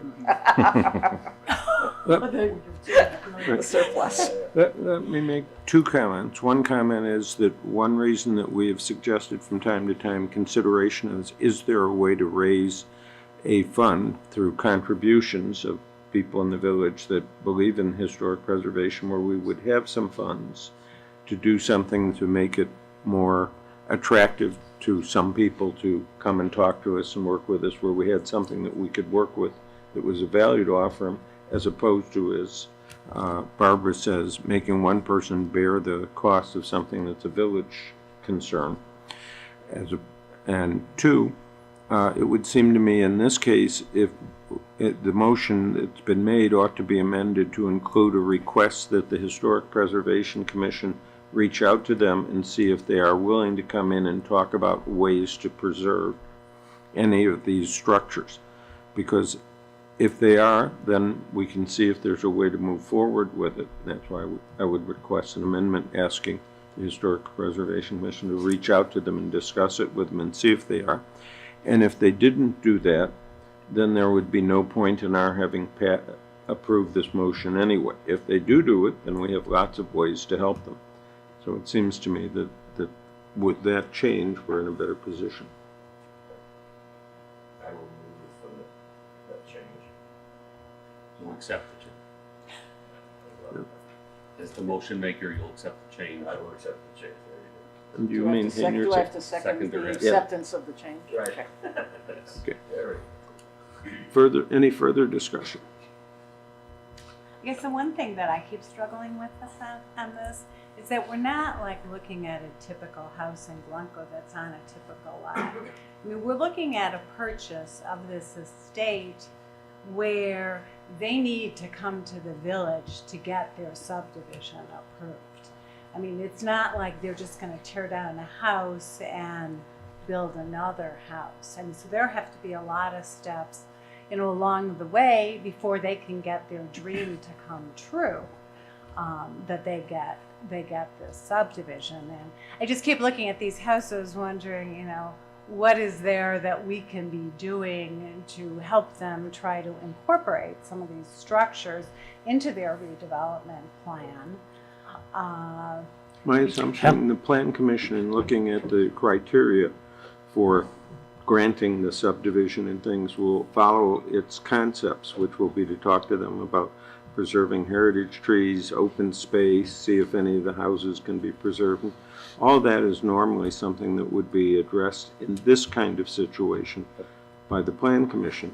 But more importantly, I would think, if we're going to do any good at all in what you're talking about, we have to have the Historic Preservation Commission reach out to them and find out if they're willing to consider that at all, or whether they really need to divide all the land up in the way they're talking about in order to do what they want. And I would urge that cabinet, the commission consider whether you really are going to want to insist on preserving every one of these buildings, or I will try to choose among them. But my guess is your odds of getting some accommodation from the owners would be greater if you were willing to say, okay, this is the one I'm really concerned about, and here's how you could save that and still build your subdivision and do whatever else you want. But if you take all three, it seems to me it's going to be very difficult for an owner to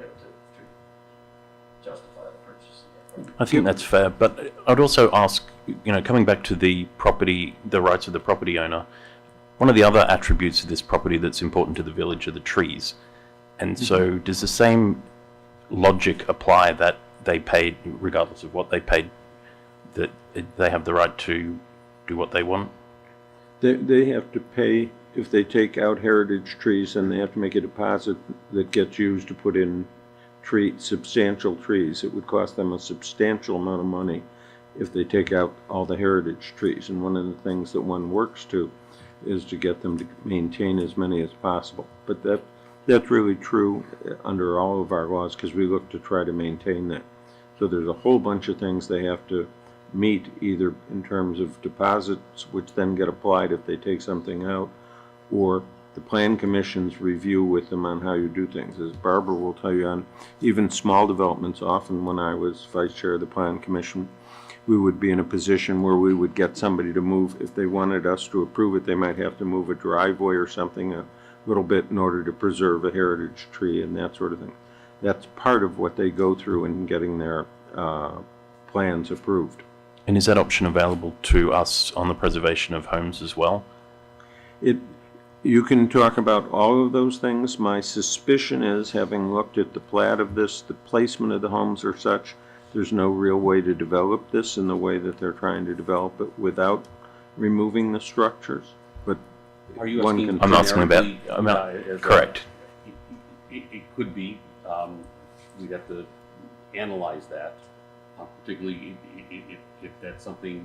I mean, you do have, even as a non-home rule municipality, the ability to adopt regulations concerning preservation of homes, the ability to impose effectively a fee in lieu or an impact fee for demolition, or as an incentive to prevent demolition. I think you're looking for an analogy. Yeah, I'm just saying, yeah, if the analogy is if we have to pay funds to remove significant trees, does the village have the option to apply that to significant homes? I understand the question. We could amend our ordinances to apply something like that. But that's not what the law is. That first. Okay, can we? What? If it's the desire of the board, we can. Sure. I would vote for that. Make a motion. I so move. Well, let's We first. got to go down to one motion on the. Right, we got to handle the motion Mr. that's on President, the I just table. want to, in light of a comment that Trustee Listener made, and I think that this is obvious, but I want to make sure that the board understands that while the developer may seek subdivision approval, it doesn't have to seek that subdivision approval prior to demolition. It may be that the developer chooses to demolish first and then come in and talk to the village about subdivision. Just want to make sure that you understand that.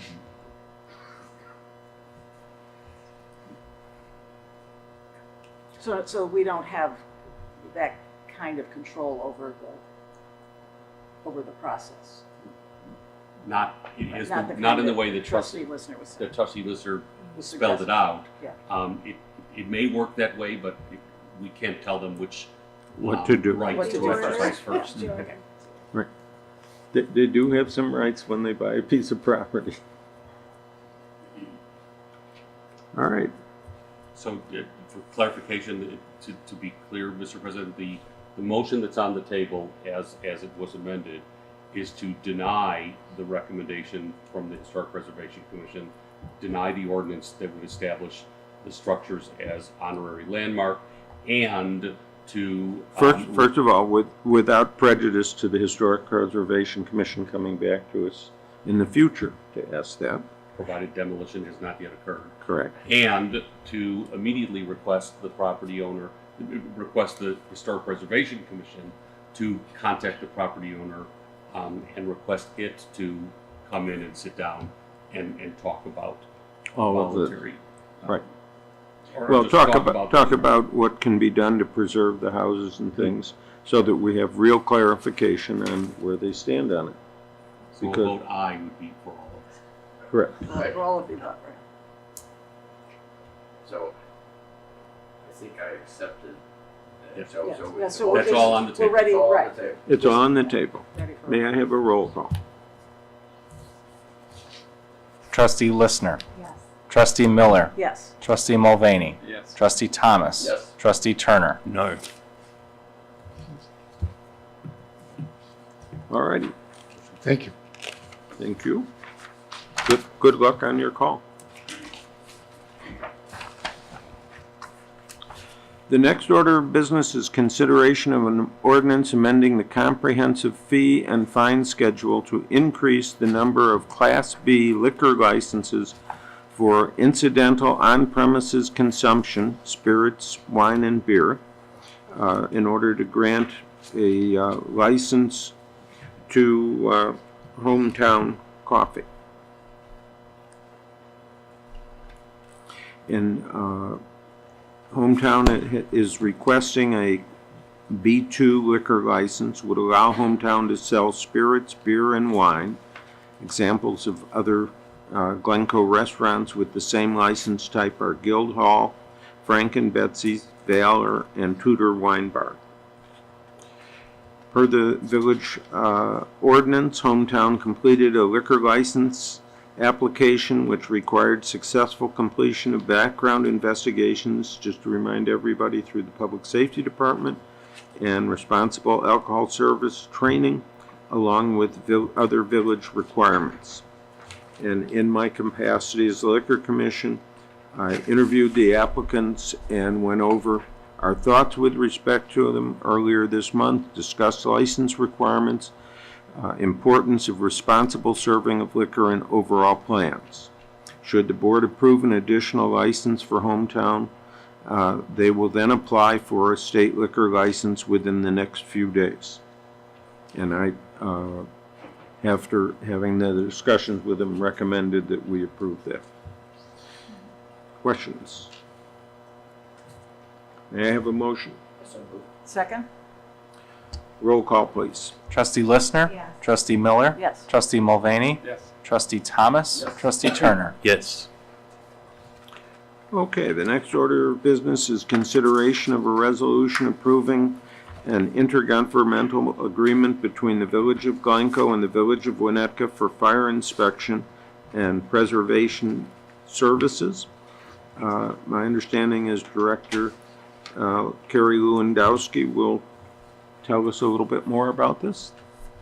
Thank you. I'd like to take a few minutes to discuss changes regarding fire and life safety inspection services in Glencoe.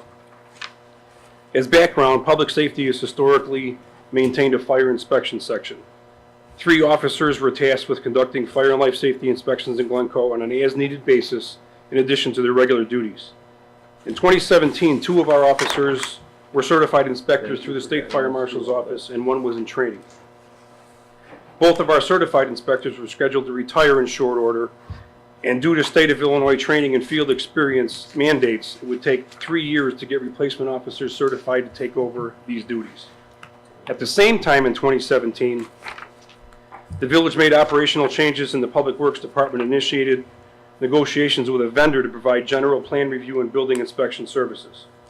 Due to the challenges to maintain public safety fire inspection services, the village included inspection services on the fire site in the final contract with the vendor, H.R. Green, and Public Safety disbanded our Fire Inspection Bureau. Unfortunately, due to an uptick in construction projects in the village and general inspection workloads, H.R. Green has been unable to meet the fire inspection needs in Glencoe. While preparing the fiscal year 2020 budget, staff determined that the cost and time required for training officers and resurrecting the public safety inspection section was not the best option. As an alternative, staff sought to enter into an agreement with one of our mutual aid partner fire departments for inspection services. The Winnetka Fire Department provides these services to the village of Northfield, and they offered their services to Glencoe as well. Their proposal was vetted by the village council, and $25,000 was included in the fiscal year 2020 budget. The overall cost per hour is slightly less than what H.R. Green charges for similar services, basically $105 versus $113.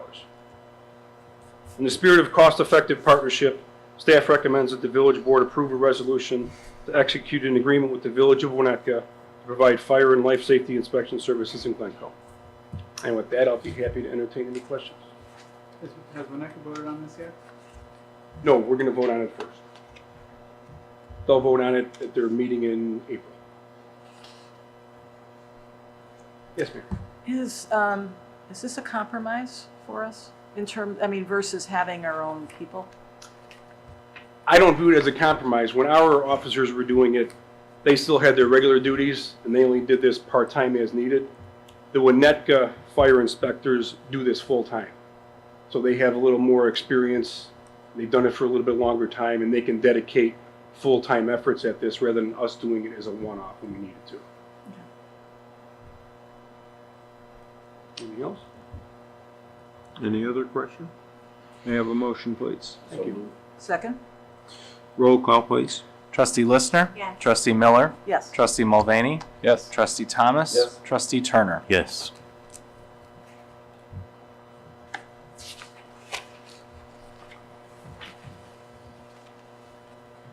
Okay, our next order of business before us is consideration of a resolution approving and adopting an amendment to the comprehensive fee and fine schedule related to building permits. And let's see, I believe that Adam Hall is going to go over that with us, and if necessary, Dave Mao can also answer questions. Thank you, President Levin and members of the board. A presentation of the building permit fee analysis and recommendations was reviewed with the village board in detail at the January 17th Committee of the Whole meeting, and the comprehensive analysis is attached in your packets this evening. The analysis includes a review of all operational costs, revenue streams, and the provision of services required to administer the building permit process in Glencoe. Following that discussion, trustees concurred with staff's recommended changes to the village's building permit fees, but requested additional follow-up on a few topics, including deconstruction, a review of engineering standards as it relates to basements and stormwater management, and a meeting with local residential contractor and builder community to discuss proposed fee changes. Deconstruction and review of engineering standards will require additional research, and these topics will be brought back for discussion at a later date. But Public Works Building Division staff met with several local builders and contractors to discuss the proposed fee changes and various other items related to the building and development in Glencoe on March 6th. The meeting was well attended, and other than a few general questions, the proposed changes were understood by the community. A summary of the recommendations for the village board's consideration tonight are as follows. An increase in the cost per square foot modifier for new single-family construction from $6.20 to $6.50. Adoption of a new policy of incorporating the basement square foot area into the total area used to calculate building permit fees for finished basements in new single-family construction, and a cost per square foot modifier for the basement area of $6.50. An increase in the percentage fee for the cost of construction for commercial projects, remodeling, addition, and renovation permits from 3% to 3.5%. And in the event that building permit revenues exceed the necessary expenditures to manage the building permit process, that the village board and village staff will consider for use in developing funds towards our capital improvement program. These proposed changes would be communicated appropriately to residents, builders, and contractors who complete work in Glencoe before being implemented beginning June 1st, 2019. The delay in implementation will allow staff to review any needed code amendments and communicate the changes to the residential contractor community. Therefore, staff recommends the village board consider a resolution approving and adopting an amendment to the comprehensive fee and fine schedule related to building permit fees. And with that, I'm prepared to answer any questions. Question? These are the same numbers that we saw at our committee of the whole. Yes, right? Trustee. Okay. Any other questions? May I have a motion, please? Second? Roll call. Trustee Listener? Yes. Trustee Miller? Yes. Trustee Mulvaney? Yes. Trustee Thomas? Yes. Trustee Turner? Yes.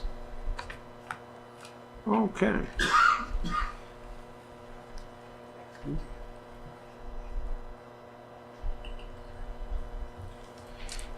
Dale, as your last meeting, is there anything you would like to say before we? Yeah, I would. I was about to ask if I could be permitted. I'll keep this brief. I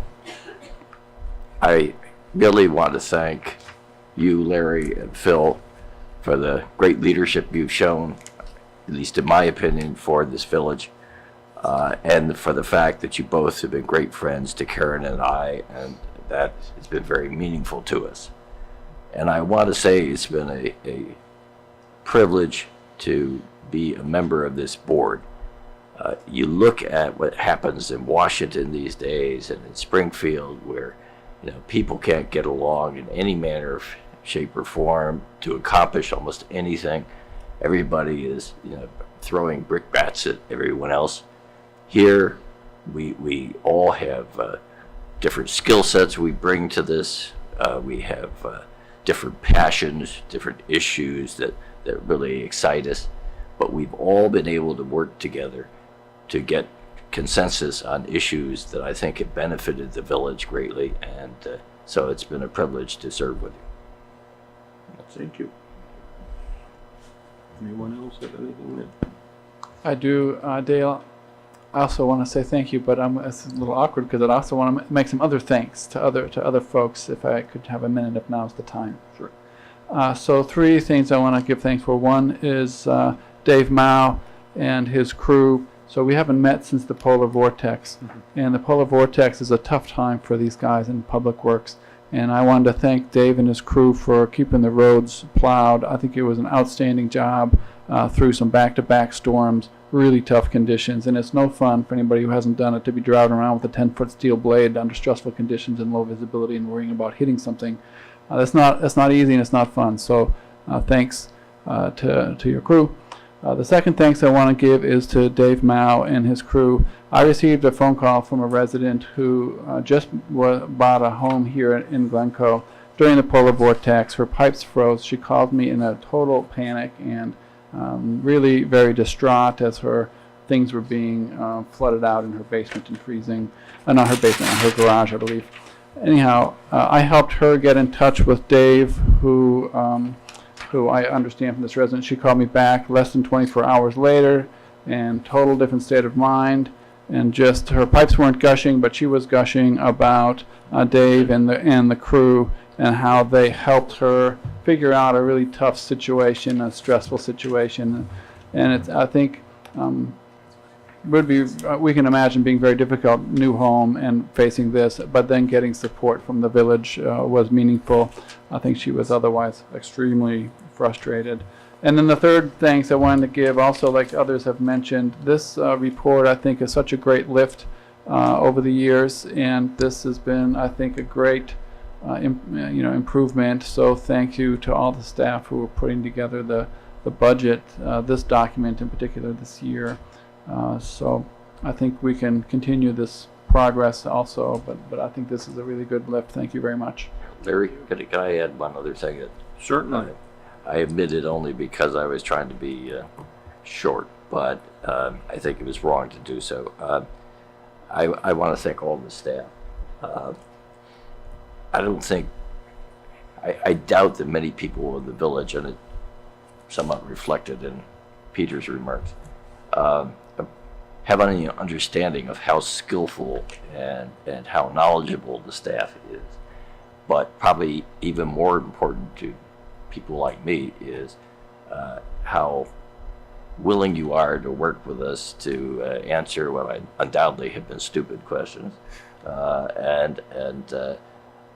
It's just, I worked with a lot of organizations over time, and staff is not always that helpful.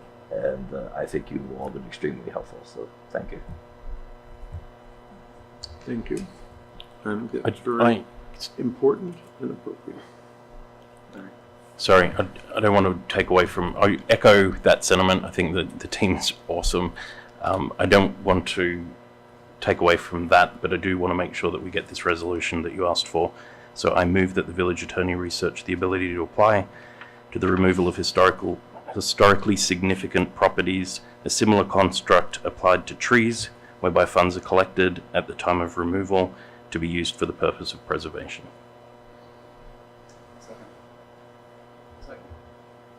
So that, I'm sorry, my brain is not working quickly. So if this was a motion to authorize research to find out whether it's feasible to do. Correct. Whether a non-home rural community can do that. Roll call, please. Trustee Listner? Yes. Trustee Miller? Yes. Trustee Mulvaney? Yes. Trustee Thomas? Yes. Trustee Turner? Yes. Okay. Any other motions? And good thing you thought that. All righty. Scribbling away there. At this time, I would request a motion to move into closed session for the purpose of discussing under the Illinois Open Meeting Act, Section 2C11, pending litigation and probable or imminent litigation. May I have a motion? Second?